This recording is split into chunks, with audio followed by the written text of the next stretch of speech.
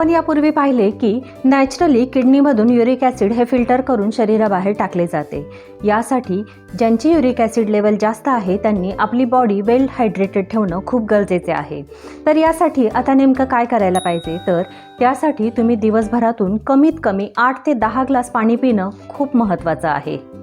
तुम्ही पुरेसं पाणी पिताल तर त्यामुळे युरिक ॲसिड हे युरिनमधून फ्लश आउट होण्यासाठी मदत होईल। दुसरा महत्त्वाचा घटक आहे तो म्हणजे डाएट। त्यामध्ये हाय प्युरिन कंटेंट आहेत। अशा प्रकारचं डाएट वर्ज्य करणं किंवा कमी प्रमाणामध्ये घेणं हे खूप महत्त्वाचं आहे। आता आपण माहिती करून घेऊयात की कोणत्या डाएटमध्ये किंवा कोणत्या भाज्यांमध्ये फळांमध्ये कमी प्युरिन कंटेंट आहेत। भाज्यांमध्ये फ्लॉवर, कोबी, मशरूम आणि यासोबतच मटारचे सेवन करू नये। पालेभाज्यांमध्ये शक्यतो पालक खाणे हे टाळावे। तुम्ही जर नियमित दुधाचे सेवन करत असाल तर शक्यतो म्हशीच्या दुधाच्या ऐवजी गाईच्या दुधाचे सेवन करा आणि म्हशीचे दूध जर घेणार असाल तर साय काढलेल्या दुधाचे सेवन करा। पनीर, फॅटयुक्त प्रोडक्ट्स किंवा डेअरी प्रोडक्ट्स जर तुम्ही रेग्युलरली घेत असाल तर त्याचे प्रमाण कमी करा। शुगरयुक्त पदार्थांमुळे युरिक ॲसिड लेवल ही वाढते, त्यामुळे शक्यतो साखरेचे सेवन किंवा गोड पदार्थांचे सेवन कमी करा। वेगवेगळ्या प्रकारचे कोल्ड्रिंक्स किंवा आर्टिफिशियल ज्यूसेसचं सेवन शक्यतो करू नका। तुम्ही जर मांसाहार करत असाल तर मटण, मासे किंवा इतर प्रकारचे सी फूड्स खाणे शक्यतो टाळावेत। यासोबतच मद्यपानही बंद करणे खूप महत्त्वाचे आहे। आपले शरीर वेल हायड्रेटेड ठेवण्यासाठी जास्तीत जास्त पाणी प्या। तुम्ही जरी नारळ पाणी पिले तर त्यापासूनही खूप फायदा होऊ शकतो। उपाशीपोटी जर तुम्ही गरम पाणी आणि लिंबू रसाचे सेवन केले तर त्यामुळे तुमचे मेटाबॉलिझम सुधरेल आणि सोबतच युरिक ॲसिड लेवल कमी होण्यासाठी याचा खूप फायदा होतो। इतरही व्हिटॅमिन सी युक्त फळांचे सेवन करणे खूप गरजेचे आहे। यामध्ये जसे की संत्री, मोसंबी, आवळा, स्ट्रॉबेरी, किवी इत्यादी पदार्थांचे नक्की तुम्ही सेवन करा। रोजच्या जेवणामध्ये फायबरयुक्त पदार्थांचा समावेश असणं खूप महत्त्वाचं आहे। त्यामुळे मेटाबॉलिझम चांगलं राहतंच आणि सोबतच युरिक ॲसिड लेवल कमी होण्यासाठी खूप मदत होते। फक्त पालेभाजींचे सेवन करताना पालक हा पूर्णतः वर्ज्य करा। ब्लूबेरीज, ब्लॅकबेरीज या फळांमध्ये अँटीऑक्सिडंट गुणधर्म आहे। सोबतच सूज कमी करण्याचा विशेष गुणधर्म त्यांच्यामध्ये असतो, त्यामुळे या फळांचे नक्की सेवन करा।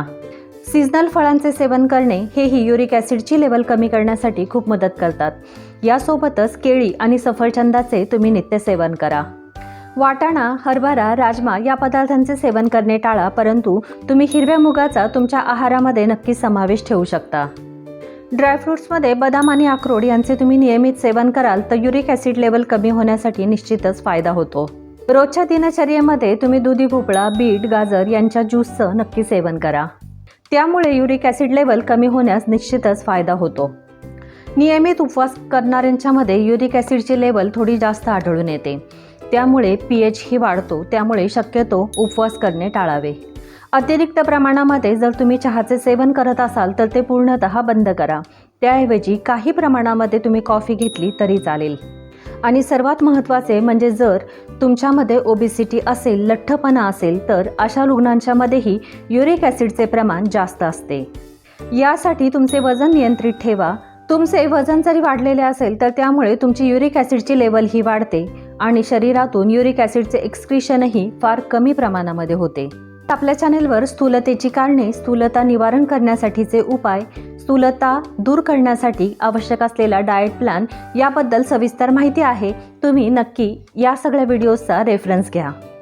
तुमच्या आहारामध्ये साध्या मिठाच्या ऐवजी सेंधव मिठाचा वापर करा। जेवण झाल्यानंतर ओवा आणि आले घालून उकळलेले पाणी पिणे खूप फायद्याचे ठरते। सकाळच्या जेवणानंतर आणि रात्रीच्या जेवणानंतर अर्धा तासानंतर तुम्ही 1 कपभर उकळलेले आले आणि ओव्याचा काढा नक्की प्या। रोजच्या जेवणामध्ये काकडीच्या कोशिंबीरचा नक्की समावेश करा। तुमचे वजन वाढलेले असेल तर त्यामुळे युरिक ॲसिडचे प्रोडक्शन वाढते आणि त्याचे एक्सक्रीशन कमी होते। स्ट्रेस फॅक्टर हा खूप महत्त्वाचा आहे की ज्यामुळे युरिक ॲसिडची लेवल वाढते, त्यामुळे स्ट्रेस मॅनेजमेंटवर भर द्या। जास्तीत जास्त तणावमुक्त जीवन जगण्याचा प्रयत्न करा। यासाठी मेडिटेशन करा, प्राणायाम करा, रेग्युलर एक्सरसाइज करणे हा तुमच्या दिनचर्येचा भाग असू द्या। वेळच्या वेळी तुम्ही झोपणे गरजेचे आहे। त्यासोबतच योग्य प्रमाणामध्ये झोप ही आपल्या शरीरासाठी खूप आवश्यक आहे। फ्रेंड्स, आजच्या या व्हिडिओमध्ये आपण पाहिले की युरिक ॲसिड लेवल वाढली असेल तर काय खावे, काय खाऊ नये। फ्रेंड्स, कमीत कमी 30 दिवस तरी तुम्ही ही पथ्य नक्की पाळा आणि युरिक ॲसिडमध्ये काय फरक होतो हे तुम्ही तुमच्या अनुभवावरून पहा। आजचा हा व्हिडिओ तुम्हाला कसा वाटला हे मला कमेंट बॉक्समध्ये नक्की कळवा. व्हिडिओ तुम्हाला आवडला तर व्हिडिओसाठी नक्की लाईक करा आणि आपल्या चॅनलला आजपर्यंत तुम्ही सबस्क्राईब केले नसेल तर नक्की सबस्क्राईब करा. व्हिडिओ इतरांच्या सोबत नक्की शेअर करा. पुन्हा भेटूयात अशाच एका इन्फॉर्मेटिव्ह टॉपिकसोबत. तोपर्यंत stay healthy, stay safe. Thank you.